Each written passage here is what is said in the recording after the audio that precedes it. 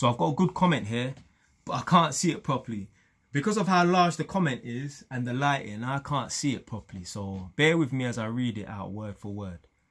If you buy a house, it can either be one of the best or worst decisions you do, could cause you to live a miserable paycheck to paycheck life, or it could sort you out nicely in the long run. So the second part there where he said could sort you out nicely in the long run, that's the realest truth. Your life will always be better if you've got an appreciating asset long term.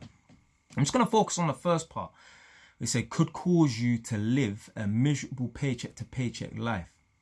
Let me tell you something right now. Most people are broke and most people live paycheck to paycheck. So if you're going to live paycheck to paycheck, you may as well do it so that you can fund an appreciating asset. Do you know what makes me laugh? So, you lot have probably heard me say in one or two of my videos, you may have heard me say and speak about taking out a personal loan to use as a deposit for a property. Because put it this way, if you've only got £1,000 right now to your name, you ain't got no deposit money for no property. This is not like back in the day where they used to give 100% mortgages and even 125% mortgages. Yeah. If you had your eyes on a property that was worth 200 grand, yeah, the lender would give you 250 grand. Yeah. So you don't have to put down no deposit. Furthermore, they give you 25%, which is 50 grand as an incentive. I'm assuming that you're supposed to have used that money to do up the property, but hey, people are going to do what they do in it. So they used to give out 100% mortgages, so you don't have to put down no deposit, and they also used to give 125% mortgages, so they're giving you an extra 25% in your pocket as an incentive. This is not like back in the day. You have to come up with the deposit. Now there was Help to Buy schemes and stuff like that, whatever in it. But if you have no money for a deposit, yeah, you might not want to wait 3-4 years to save up for a deposit. So you know what, it would be a good idea to take out a personal loan. Potentially, it would be a good idea potentially to take out a personal loan to use as a deposit. So a couple of people, when I spoke about using a personal loan to use as a deposit, they kind of laughed at what I was saying and that. And there's this black brother, he gives like property advice and that, does live streams and that. So I thought, let me ask him. I want to see what his opinion is on this, because I already have my opinion on it, but I want to know what someone else's opinion. It's not going to really change my opinion, but I always like to know what other men are thinking, innit? So anyway, I put a comment in the live chat, and he gave me the pros for it and the cons for it, and it was more leaning towards whether it was going to be a residential or buy-to-let property and that. And at some point he said, nah, it's kind of a not a good idea to take out a personal loan to use as a deposit and that, because you've got all these extra payments and that, and it's going to lead you to living paycheck to paycheck. And with what he said and some of the people laughing and saying it's a dumb idea to use a personal loan as a deposit and that, it just makes me think and it makes me laugh, you know, because these same people that are saying it's a dumb idea to take out a personal loan to use as a deposit, these are the same people, because you're going to be living paycheck to paycheck, these are the same people that will take out a personal loan to finance a fucking Mercedes that's going to make them live paycheck to paycheck. Blood, you are better off living paycheck to paycheck, funding a property, than living paycheck to paycheck, funding a Mercedes that is a depreciating asset. Every day, every week, every year, that car outside is losing value that you're living paycheck to paycheck for, as opposed to a property that you're living paycheck to paycheck for. Every day, every week, every year, that property is going up in value. Obviously, there are fluctuations in the market where properties lose value and that, but I promise you, forget inflation and that, yeah? Properties historically always go up in value. My grandma bought her property in Bushell Park for £12,000 in the late 70s and that. Blood, that property there is worth about 500 grand. Yeah?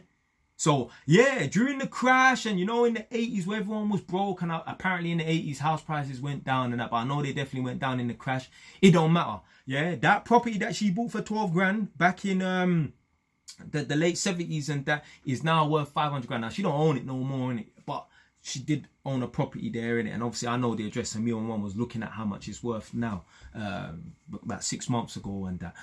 So properties historically always go up in value. So even if you're living paycheck to paycheck, struggling to make ends meet for this property and blood, at the end of the day, in the long run, it's going to be worth it. It's never going to be worth it living paycheck to paycheck to pay for a fucking car that's depreciating in value. Like I said in one of my previous response videos, like an hour ago or whatever, that for the most part, cars are a liability, yeah. Whereas my car, a little piece of shit Honda Civic, that is actually an asset, because that car there brings me value.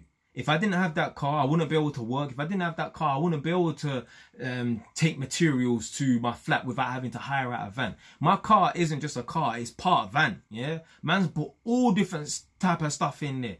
Fucking, I've moved pretty much everything out of my mum's yard. Well, I moved all of my stuff, it's just clothes and that, obviously. Moved most of my stuff out of my mum's house in my car.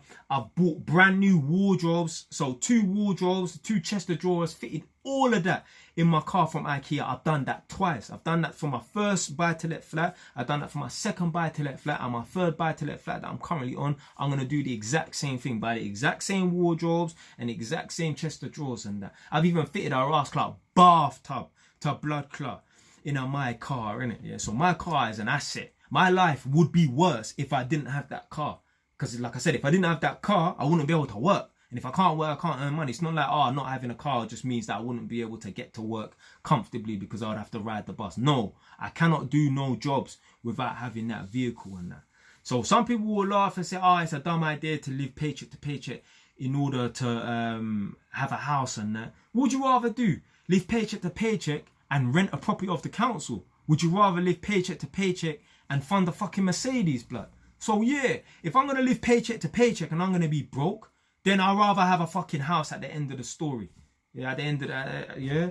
So no one can argue with me, because at the end of the day, yeah, it's either, okay, you're going to be sitting on 10 grand or whatever, but then you're going to have no property. I'd rather live paycheck to paycheck, owning a property. Let me tell you something. If you get on the property ladder and that, and you walk down the path of properties, I was going to say propertyism. If you go down that path and you own a property and that, yeah, there's some... You get me? You got some way of making some money. Yeah? There's some hope there. Whereas if you don't ever get on a property ladder, you're going to have no hope. Now, obviously, if you're going to own your own business, then yeah, cool, innit? Yeah, but if you have a property, there's something you can always do. There's some way of raising some capital and that. There's some way of making some money from that property. Whereas if you never have a property, there's no way of you making money from a property, because you don't have one. And now, obviously, there's other avenues you can go down, like running a business and that, but your life will always be better owning a property. Your life will always be better owning a property. The only thing I will say is, don't live paycheck to paycheck to pay off your mortgage. Yeah. So if you can save up an extra £300 a month, do that rather than living paycheck to paycheck just to cut your mortgage down from 25 to 15 years, because you're not using leverage to your advantage and that. Yeah? You want to have the debt so you can take on more debt and borrow against the existing properties to buy new properties and that. So that's what you want to do, man. Anyway, man, that's it for today, man. Stay away. It's done now.